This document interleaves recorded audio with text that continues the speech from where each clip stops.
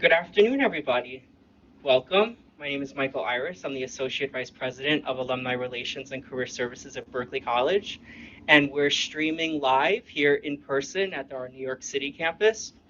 And I'm so thrilled because today we get to recognize and honor one of our most distinguished alums, Nancy Robles.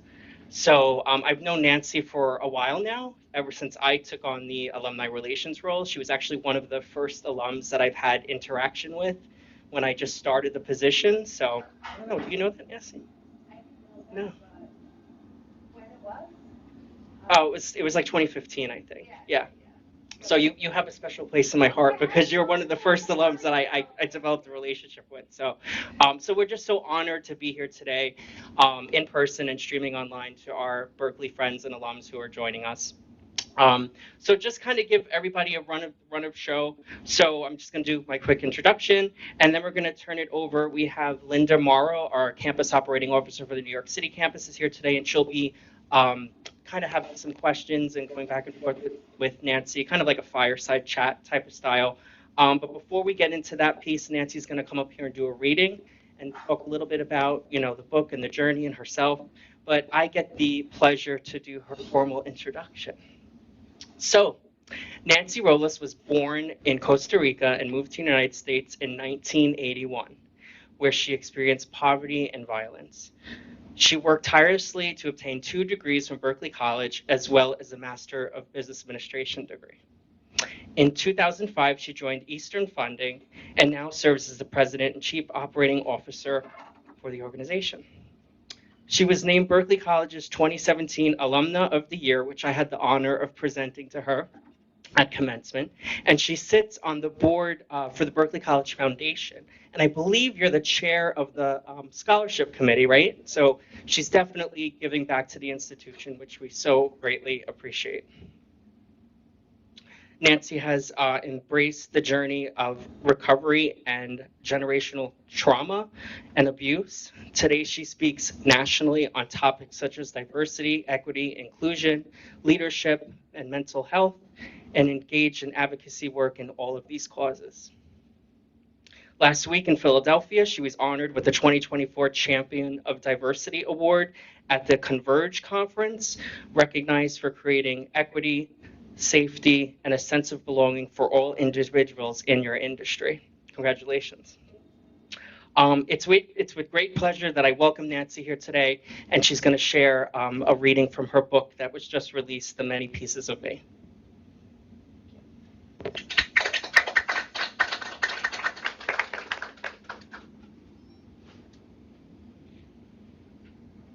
first, I'm going to ask you.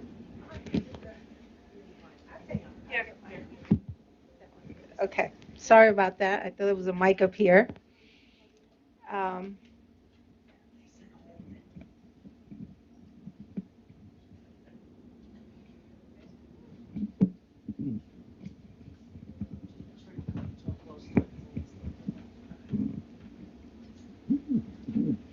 can you hear me? Yeah, I'm pretty loud. So first, I'm going to ask you guys to bear with me because I have an Invisalign in, and I've just had it a week. I got it a week ago, and I'm still working on speaking with it properly. Um, I'm going to read a small section, which I think really messages what the book is about. As I started my healing journey, a lot of what I learned was that everything that was happening in my present was connected to my past, my early past. I'm sorry, my early childhood. And so this, I think, is a good representation of the process and the journey that I went through. Um, I look back to my childhood, working hard to bring up the memories that were always there, but I worked really hard not to acknowledge. I thought about my childhood and how I romanticized my relationship with my dad.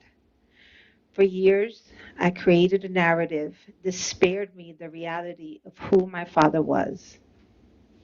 I was sure my dad adored me, And I still think he did. However, he didn't know how to love me. I had to be honest about our relationship, who he was, and his humanity. My dad was a handsome and charismatic man with amazing energy and tons of demons. He was raised by a mom who I don't know anything about. What I do know is that he never had a father. His father was a complete stranger who didn't even acknowledge him when he saw him on the street. I don't know if his mom was emotionally available, a kind person, or even present for him. All I knew is that I desperately desired his love and attention, but he was never able to give that to me. Once I accepted the truth of who he was, an abusive husband and father, a serial cheater, a charmer, a witty and handsome man who had no self control, everything changed. I was initially overwhelmed with rage towards him. I was angry because he was a shitty dad who caused the divorce and traumatized me. He taught me that love is conditional and that my gifts were what made me worthy. He taught me love was angry and hurtful and that abandonment was imminent. It was his fault I was sexually assaulted, raped, and physically abused by men in my life. I needed him to take responsibility for what he did. So I wrote him an email in September of 2020 in which I told him all that. He never responded and even stopped communicating with me altogether. The pain was deep and strong and heavy, and I sat in it day in and day out. Then in February of 2021, I was speaking during a virtual conference, and I shared publicly for the first time that I am a survivor of sexual assault. It was huge. It was a huge deal for me to say that out loud in that setting. I remember how big my emotions felt in a million different ways. I felt brave and strong, but also extraordinarily vulnerable. When the talk ended and I tried to work through those feelings, I got a text. It was my dad. After months of no communication, he said, I love you. I cried so hard, just like a baby. I cried like I was that scared 5-year old who needed her daddy's love and protection, but whose dad was in so much of his own pain that he couldn't even see her. I cried for me and I cried for him. I cried because I knew at that moment that he did love me deeply, but just didn't know how to show it. I felt his pain and shame. I knew he already knew all the things I had said in my email, but secretly hoped I didn't know them as well. I knew his pain ran deep just like mine, and I didn't even know his story. I didn't know why he had pain. I didn't know who did or didn't love him. I didn't know about his hurt because all he knew how to show was his anger and the mask. It wasn't me who was broken. It was the entire lineage of trauma passed on from parent to child, generation after generation. It wasn't a lack of love, it was a lack of tools and understanding.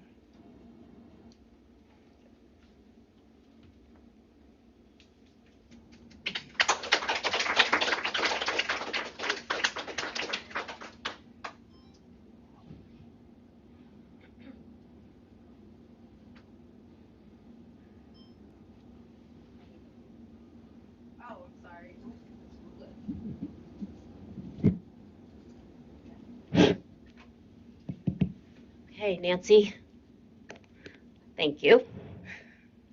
So, if you don't mind me asking, first off, where did you get the courage to write this story? Well,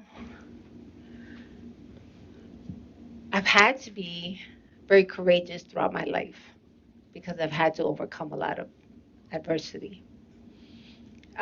Just the other day, I was thinking about all the hard things that I've done, and I remember going to college was probably one of the hardest things I've ever done because no one in my family had ever been to college. I had no one to ask what college was like, and so I think a lot of times I had to show up with a lot of courage. But mostly, I really wanted to have a purpose. I wanted my story and the journey to be meaningful in some way not just for me, and it's been meaningful for me and my kids. Obviously, our lives have changed so much because I was willing to do the work that I've done in healing. But I wanted for it to be more meaningful for other people. I felt like there had to be a reason why someone would experience this and be able to overcome in some way, right? And start the journey. You mentioned that it was during a conference, a webinar, Hmm. that you first. What was the moment? What came into your mind at that moment to say, I'm ready to talk about it on a webinar? Um, I think that owning your story, a big part of when you're a survivor of any violence or a survivor of any kind of adversity, where there's poverty, where there's so much shame that comes with that. There's so much shame that comes with poverty, which is logically doesn't make sense because it's not your fault you're experiencing poverty, or when you're a survivor of sexual assault or any type of physical abuse, it's not your fault. But because we're socialized in a way that we feel that these things were somehow, you know, because of something we did. And so what I was learning through my journey was that the longer I held a secret, the longer I continued to carry the shame as if it was my own. But the reality is that I didn't do anything wrong. It was those people. And so part of the healing process is putting the shame where it belongs. And and also I wanted to normalize the conversation. There's in so many settings I've disclosed different parts of my life. Like I'm a domestic violence survivor, so I used to talk a lot about that. In fact, at Berkeley, early on when I was getting my paralegal degree, which is way in 2000, uh, at the Willamette campus, we started having domestic violence. Uh, people come and talk about domestic, and I was part of that group. That I was at the paralegal club, and we put together some of those talks. And then I did my internship at the prosecutor's office. I was a domestic violence advocate, and I had a student come up to me at the office where you go get restraining orders and tell me that she went and got a temporary restraining order because she heard me speak, because she didn't even know she was dating someone who was abusive. And she didn't even know she was a victim of abuse because it was so normalized in her life, just like it was in mine.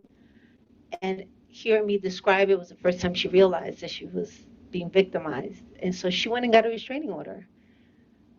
That's incredible.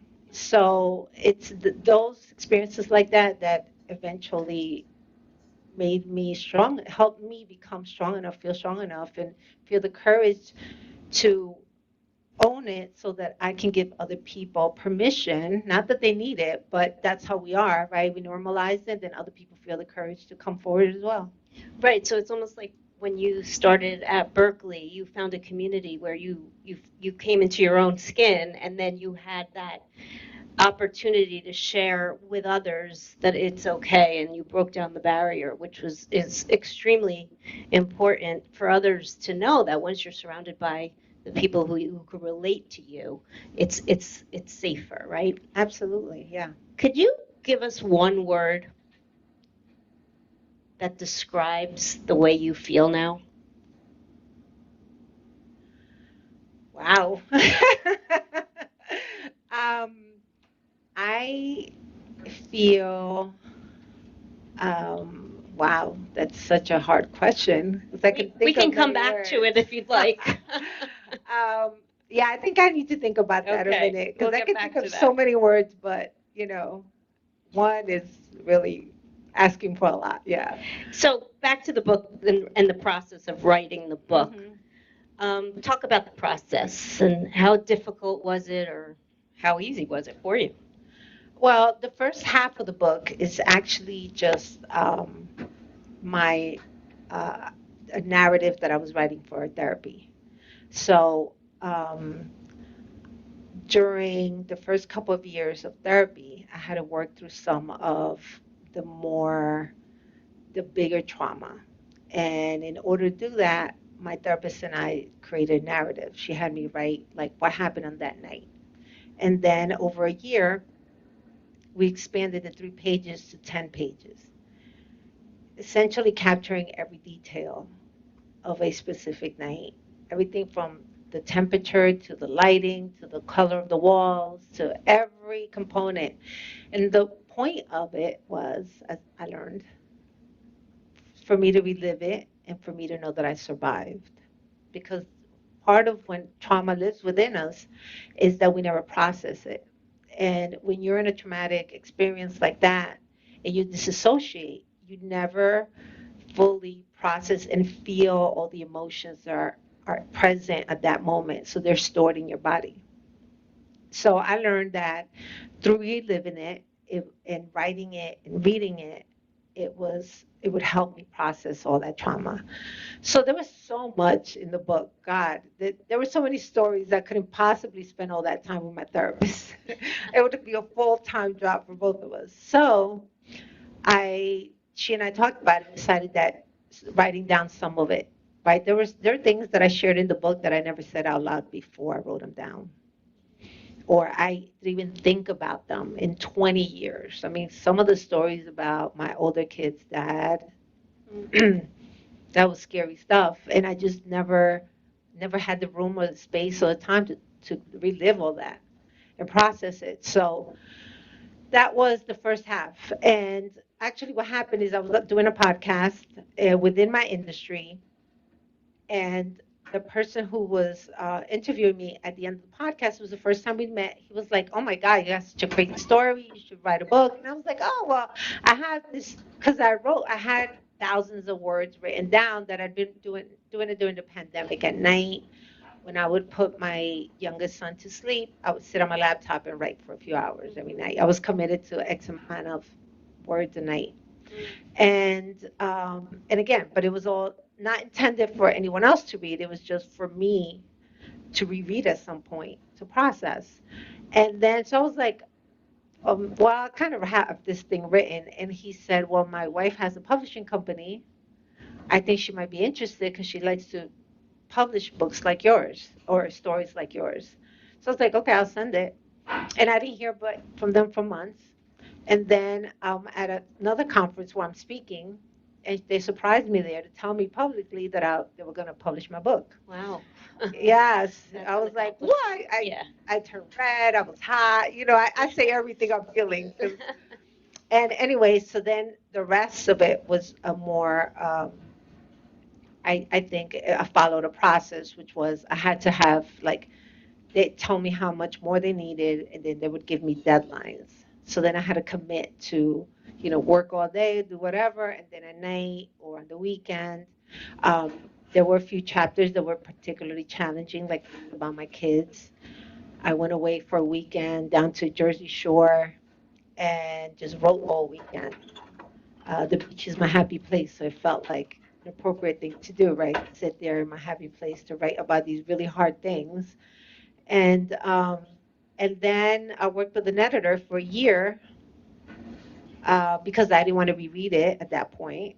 And so she would just tell me, we got to expand on this, rewrite this, change this. And we did that. And then the first time I actually read the whole book is once it was published. And I can tell you there were things that I read. I was like, oh my God, I can't believe I said that. Oh, wow. Yes, I Wow. was shocked. So you didn't want to be the editor, and now you know you should have been the Yeah, editor. well, but you know what? It's okay Yeah. because I feel like I would have never let it go. I would have kept working on it, kept working on it. And one thing that I've learned is you sometimes you just gotta go with the flow, and when it's right and it's done and that's it. And I don't regret it. It was scary. The scariest part was knowing that all these people would know all these very intimate personal things about me. And your family, I mean, immediately once you started to make it public knowledge, how did your family take it? Well, I'm estranged from most of my family, and that's because of some of the things that happened that I share. have to do with family. Okay. I'm an incest survivor as well. So um, obviously, my family didn't want me to share most of that. And I was estranged from them even before I wrote the book because of those things as you're working through trauma and you start creating boundaries for the first time in your life. And not everyone is on the same journey at the same time. So that's very challenging. Separately, I have kids who are adults and they're on their own journeys. Um, I share often that I had them when I was at, like when my wounds were at the rawest. So the version of me that I am today is not the same version I was 30 years Interesting. ago when I had my first kid. Very interesting. Hmm. Could you talk a little bit about the title and how did you get to that? Um, well, what I want people to take away from the book, the biggest thing that I want to share with people is most of us don't realize how much trauma we carry and what trauma even is. People think trauma is this big event.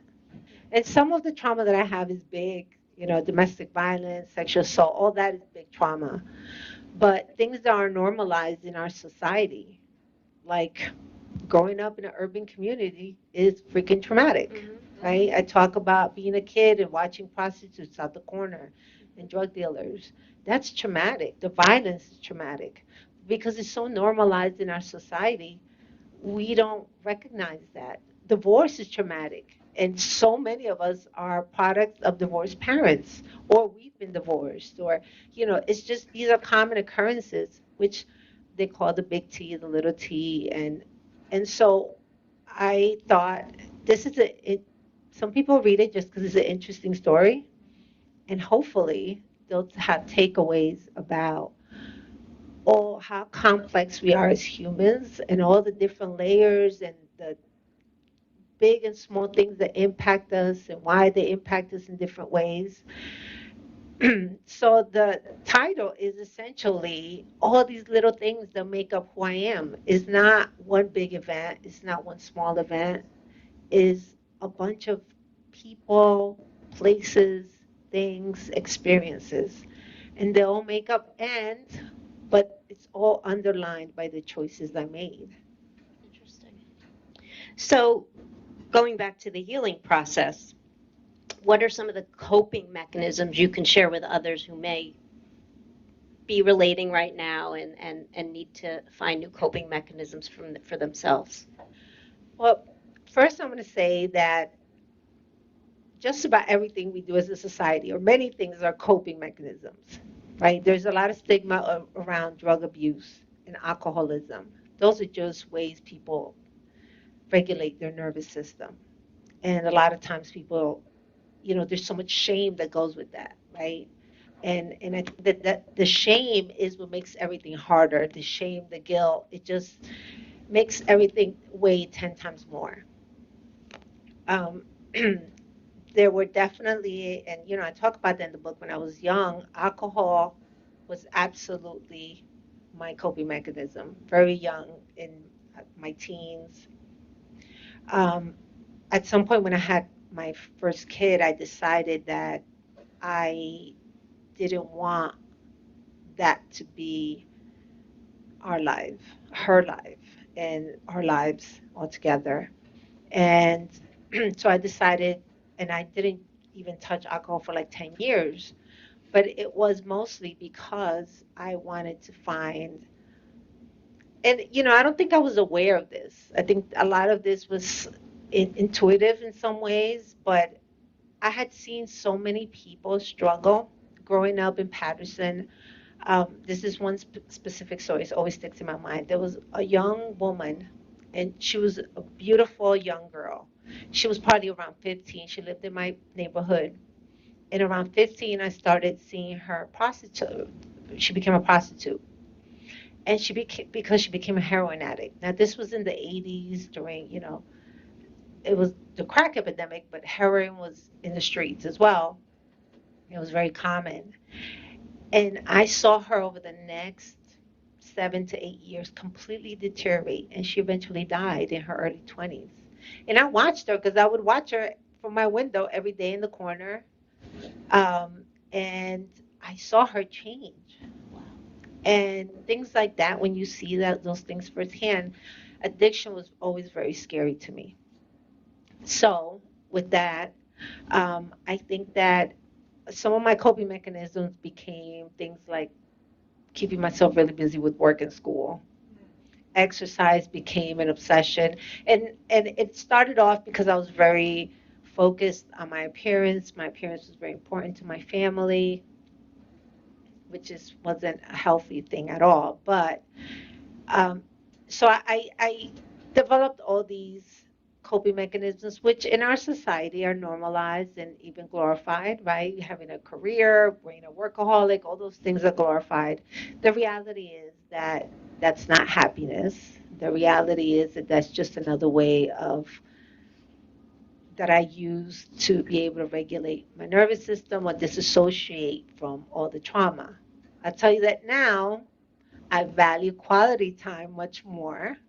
I am much more mindful of balancing my life, of having things in my life other than work and school. And, I'm still in school, I'm still working on my doctorate Right, now, right. but I'm trying to find a way to balance because there was a time that the more I sacrificed, the more I felt that I was valuable in society. And so I've learned that that's not the ultimate goal.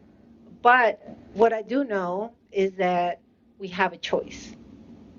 We do get to choose where we put our energy. So we can either put our energy into like social media. Those things are things that we use to regulate ourselves that also cause addiction. Or we can choose to put our energy into something like going to school or working towards some kind of career or something where you can find, and I mean, look, everybody should find their own definition of happiness, but financial stability is a way of feeling safety. And so that's important. It's a critical part of being a person, a human being. So, but I think it's just finding a balance, right? Of understanding that wealth, unless that's how you define happiness, is not happiness and the ultimate goal. Well, I can tell you firsthand that following you on Instagram with your workouts, it's quite a challenge. So kudos to you. You definitely inspired me on that.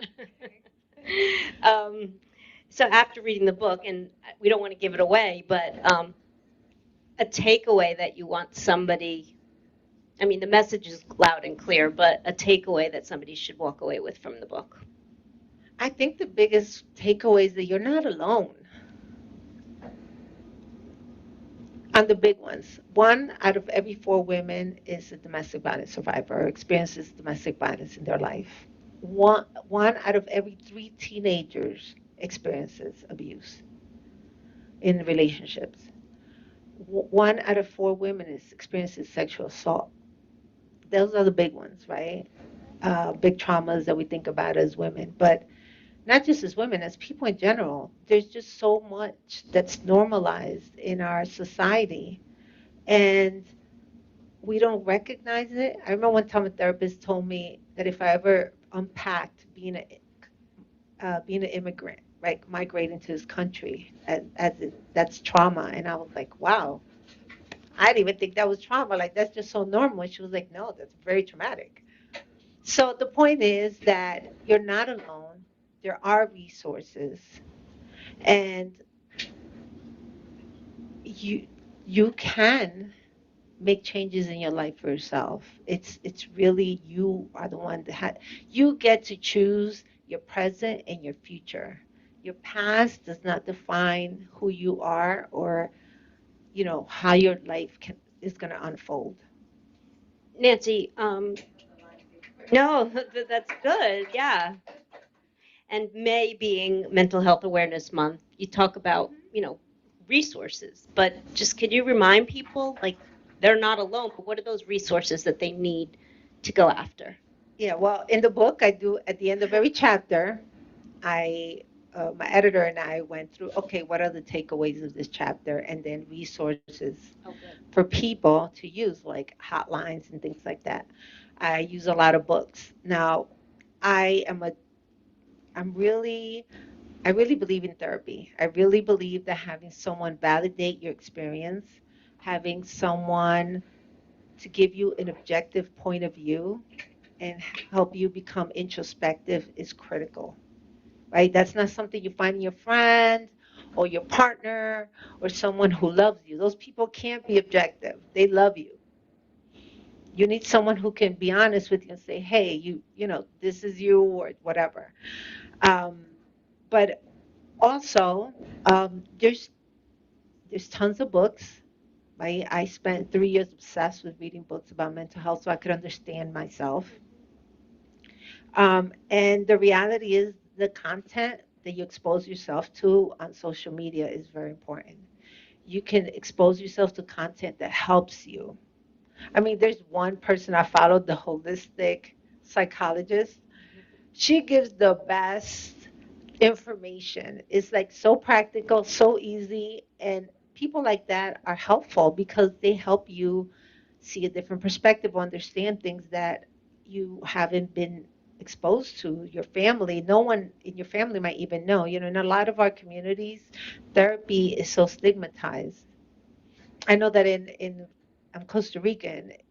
In Costa Rica, you talk about, well, back, I don't know about now, but back in the day, my family talk about therapies because you must need to be somewhere for, inpatient. Like you need to stay there. Not the way we think of therapy. So there's tons and tons of resources. Um, but the biggest thing I think is that you have to be open to what you're going to learn. If you read stuff and it provokes an uncomfortable feeling and it makes you look at yourself a little differently, you have to realize that you have to take a little ownership of who you are and who you're choosing to be. So my therapist told me this. There's a DNA part of us, right? We're born with there's studies to show that we're born with trauma in our DNA from previous generations.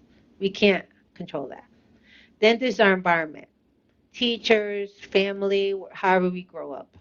We can't really control that, especially when you're a kid, right?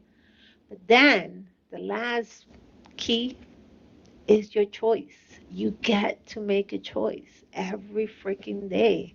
You get to choose what you're gonna you expose yourself to, who the people, relationships, are they toxic? Are they healthy?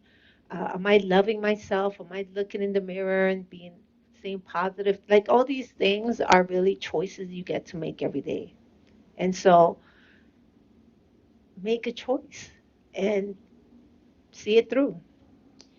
I have another question, then we'll open it up for audience questions. What would you tell your younger self today? Oh my goodness. The biggest thing, okay, so my youngest self, who I talk to all the time, by the way. I do. I comfort her all the time because she's still scared and she still thinks I've learned that when I get triggered it's because she's scared, she's unsafe. So the biggest thing that I would tell her is that she is going to be safe because safety is the one thing that I had the least in my life, at home and in my environment. And so I think that I would let her know that she will be safe, even if she doesn't know. Because if we don't have basic safety, we can't learn, we can't experience joy, we can't relax. You can't even relax because you're always hyper vigilant, right? So just being a basic human being, that experience is taken away from you when you don't have basic safety. Okay, so now we can open it up to audience questions for Nancy. Yes. Hi. Hi, We're gonna give you the mic if you don't mind.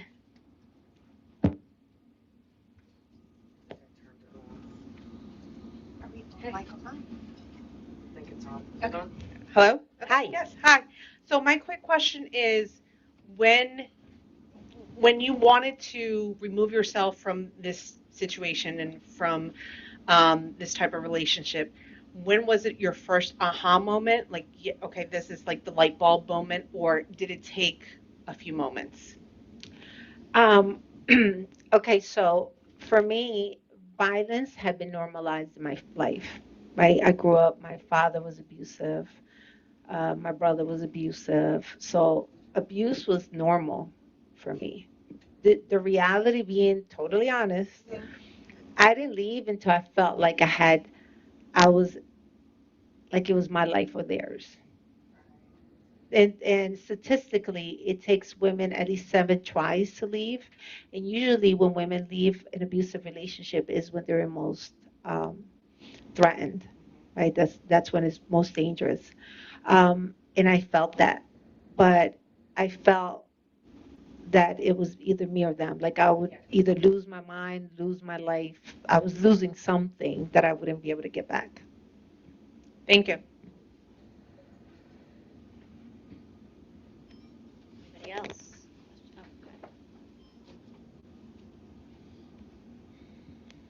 So Nancy, I had the pleasure of having you in class. I'm Patty Greer, the provost at Berkeley College, way back in 2000. And what would you say your education has meant to you in developing strategies for your life and in your career? Well, I would say, first of all, uh, you and there were at least one other professor that I can think of that made me feel seen and heard for the first time in my life. And it happened before on a few occasions when I was very young, but I mean, I barely graduated high school and I mostly felt unseen. I mostly felt like I didn't matter. So to be in this environment that was really scary, right? Going to college when you don't know anyone who's been to college.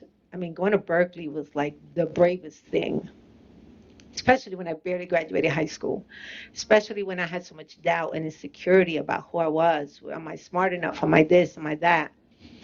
And when I went to Berkeley, I had 3 kids. I was a single mom on welfare with 3 kids. And so, but to have people validate me like the way you did or other professors did, and to tell me that I was smart, that I could, and that my ideas and my opinion was important and it mattered, that shaped so much of who I am today.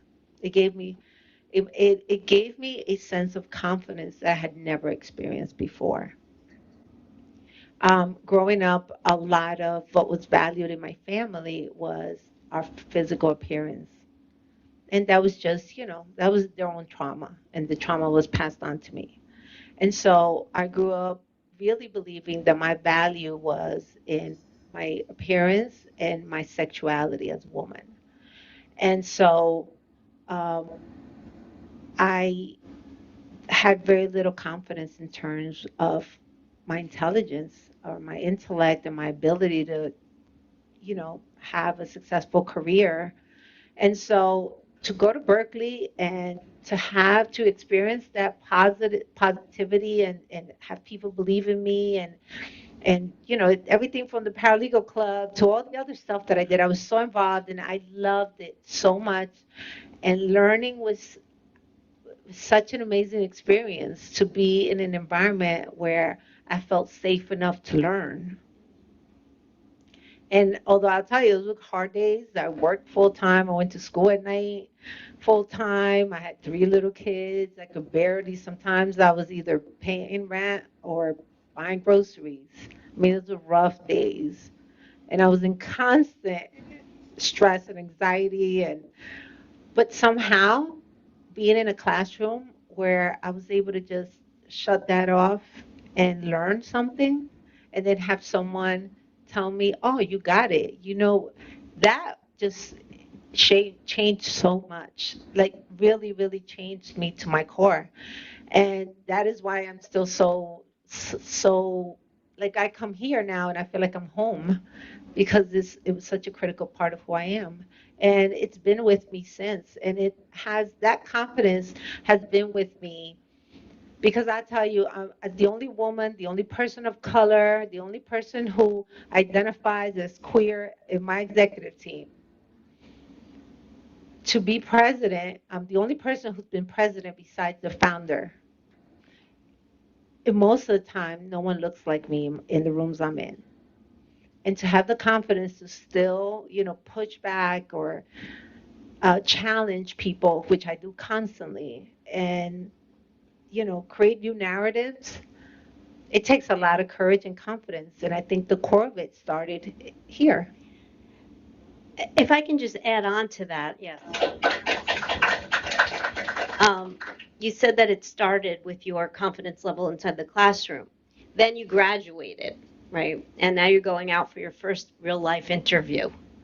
How did you feel? Because Berkeley wasn't with you in the room. So, how did your confidence stick there? Was it just innate because it was really solid, or you had to continue to work at that post Berkeley? Well, my first interview, Berkeley sent me to. And I got the job. No, but I tell you, the internship was super helpful, Okay. right? Because during the internship, I got to interact with people outside of Berkeley, but it was still safe because it was through Berkeley, right? It was part of.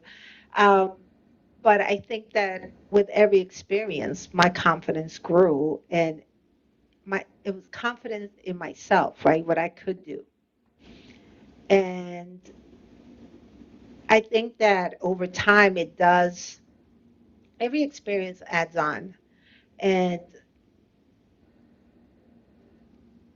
I can't say, I mean, failing was never an option for me, right? Because when you're a single mom with three kids on welfare, this was my second chance, my only chance, right? So there wasn't a lot of room for failure, which is not a great way to live because you're always in fearful and in constant vigilance. But um, it's still, I had enough wins that with each one, I felt more confident. And I came back for my bachelor's, and it was the same experience, right? It was uplifting. I grew more, and I went back for my MBA, and again, that was again where I had I continued to focus on growth and development so that I could continue to nurture. It's like a plant, right? You water it, you take care of it, you put it on the sun. Well, learning, continuously challenging yourself, doing hard things, and continuously learning, it helps that confidence to grow, just like that plant that you nurture. So for me, it's an ongoing journey always, and I'm still challenging myself all the time because I do feel that that's what has helped me become who I am. Absolutely.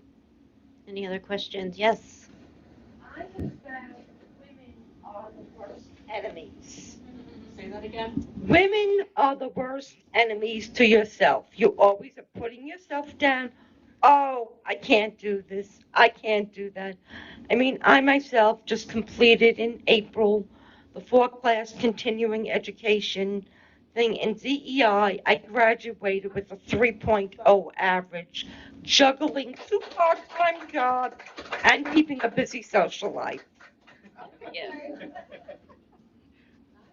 Well, I would say that a lot of that is we're socialized in a lot of ways. A lot of that is also, to sound like a broken record, generational trauma, right? We are, as women, we're told that we've been limited to believe in ourselves or believe that our value comes from certain things, right?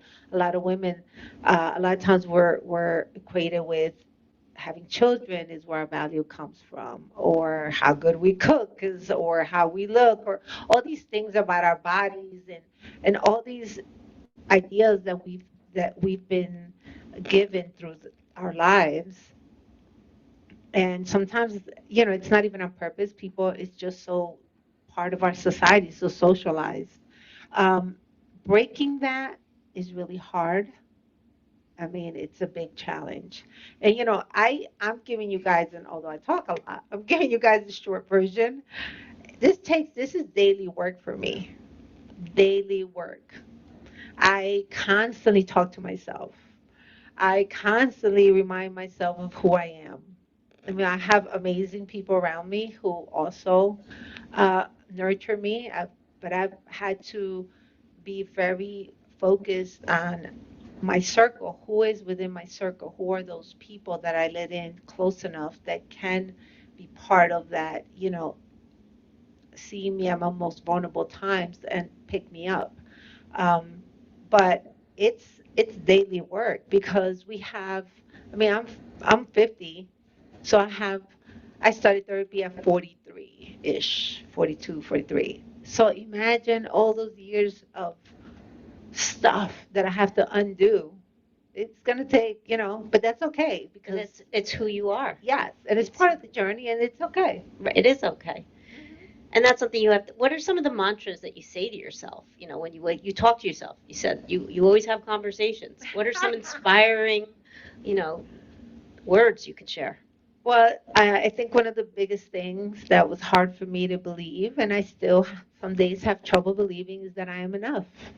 I am enough just the way I am. I don't have to accomplish big things. I don't have to publish books, or I don't have to be a president of anything. I am enough just being me. That's hard for me to believe. I put a lot of my value, since I was a kid, a lot of my value was on the things that I accomplished. And that's often the way we're parented because our parents don't know better, right? They didn't know any better, and they praised us when we did something good, yelled at us when we did something bad, but the in between got no attention, right? Just being a person, having ideas, just having thoughts.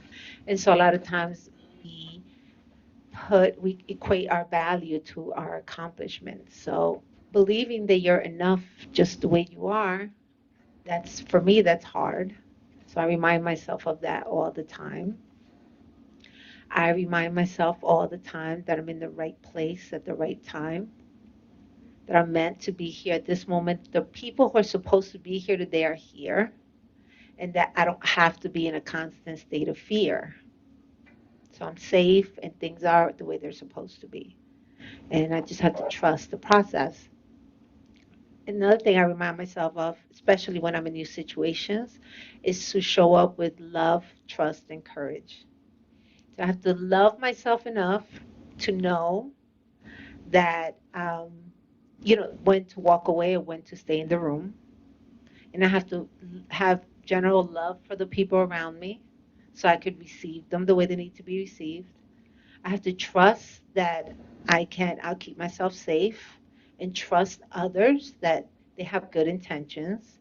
And then finally, have courage. Have the courage to show up and be vulnerable and hope that the other people that are showing up have courage and they're themselves are going to be open and honest and vulnerable. Those are my mantras. Great. You earlier you were speaking a little bit about your branding and how you came up with this imaging of your puzzle. Oh, the Can you book? share that?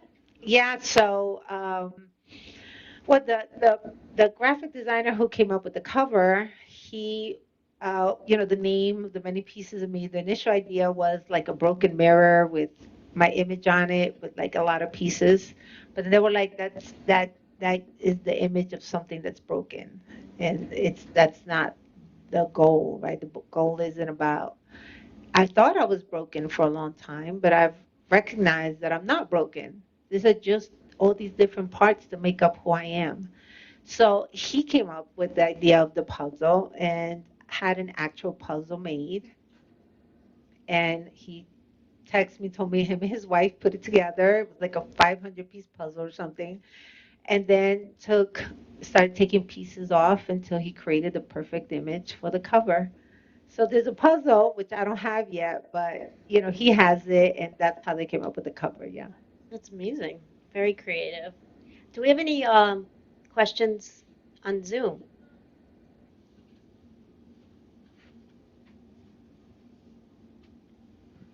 All right. No questions per se, but a lot of comments. Thank you, Nancy. Some of the things you talk about really hit home. Everyone's very intrigued. Can you share with us where the audience should go if they want to learn more about you and your book? Where they can buy the book and where they can learn more about you, your website? Yes, my website is nancyrobles.net. And my social media, I put a lot of stuff in social media. I put a lot of stuff about my therapy and books and things like that. It's Nancy Robles author. That's Instagram. Is Nancy Robles author. Um, I think Facebook is the same. And we can distribute the yes, QR code yes. here. Right here we go. That's the QR code to social media. But yes, the book you can buy right off of my website, nancyrobles.net. Wonderful. And I'll ask one. Can you share with us someone who inspires you? It could be a celebrity, it could be another author, someone who you look to for energy, who energizes you, inspires you. Um, you know, I I don't have any one person. I think that there's a lot of people that inspire me. It's mostly the people. Well, okay, when I'm in events like this, and there's so many people that disclose to me. I mean, I've had people tell me I'm in therapy, but I've never told my therapist this, and they'll share with me like some deep secret that they have of something that they experienced or they're a survivor of something.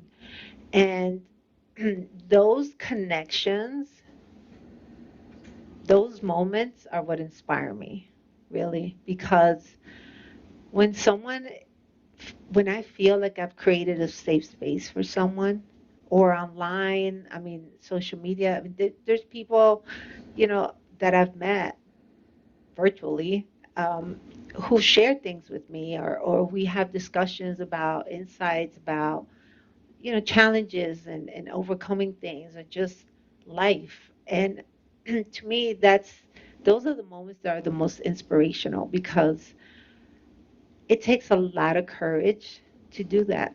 And when people have that kind of courage, and I feel like something that I've said or I've done has helped someone feel safe enough to share that moment with me, that's everything. I mean, you can't, as humans, what we want more than anything is connection.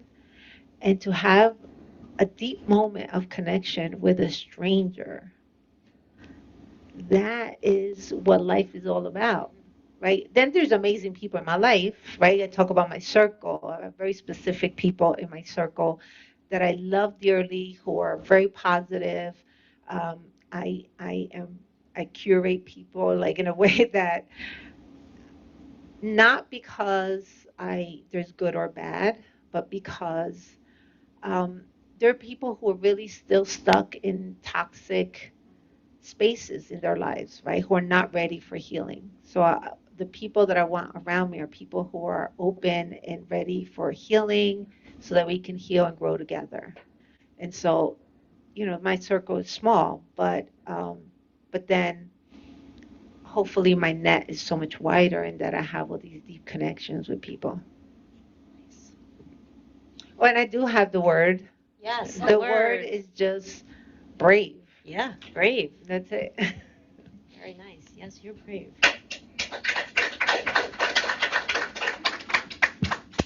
Any other questions? Oh, here's one. Hi, so you said you're a parent. I wanted to know, was it hard for you to share this version of yourself with your daughter, being that she was an adult while you were transitioning? Because I know, like, we all, like, get help, and sometimes you know yourself to be different, but the people around you, as you explained, like, sometimes they can't accept that. What was that like, that relationship between you and your daughter? Well, I have three adult children, and I'm sh- I think it's been very challenging for them to watch me change so much. They talk about old mom and new mom all the time. They talk about crazy mom, which is old mom. um, and so I think that, they've definitely shared moments where they feel that I'm changing really fast. And it's interesting. Like, one of the things is, about 2 years ago, I came out. And I've been in a relationship with a woman for a long time now. And um, it was interesting because in therapy, I'm talking to my therapist, and I said, well, it feels like my kids feel like, I made these sudden changes. All of a sudden, and I'm in this relationship, and they feel like probably, I don't know, maybe things are moving fast. I don't know, but it's definitely a lot of changes very quickly. And then I'm moving and doing all kinds of stuff. And my therapist said, well, in reality, you've been working towards this for a really, really long time. Every time you left one bad relationship, right, that was a step towards healing. Every time you went to therapy, that was a step towards healing. Every time, anything that I've done over many, many years, my entire life practically, has been towards having a healthy relationship. So, and being the most authentic version of me. And that's who I am today. So I'm completely different than who I was 30 years ago when I got pregnant for the first time. And who my kids have known. They've known so many versions of me through the years. So it is challenging for them. But I think that that's where real love comes from. And that's with family, friends, partners. When you truly love someone, you love every version of who they are because you just love their core, who they are in their core, right? And so I think that it takes a lot of work for all of us because they're healing just like I'm healing, right? They're changing just like I'm changing. So as we're healing together, part of the healing process is learning to accept each other just as the way we are, the way we show up, having space for each other. We've learned that sometimes we just don't feel like talking to each other and don't take it personal. Okay, I gotta go by, or some days I want to hear your voice, but I don't have the capacity to hear your problems today. And learning that language to communicate, I think it's the most critical part of every relationship so that everyone or every person who's in the relationship can grow. Did that answer your question? Okay. Well, we're going to keep the conversation going in real life here at the library, but we are going to have to sign off now on our Zoom. So thank you everyone out there for watching, and last chance for submitting any chat questions. We're still here. Other than that, thank you, and we're going to shut it down now. And the rest we're going to turn over to more informal book signing and chatting with Nancy. Thank you. You.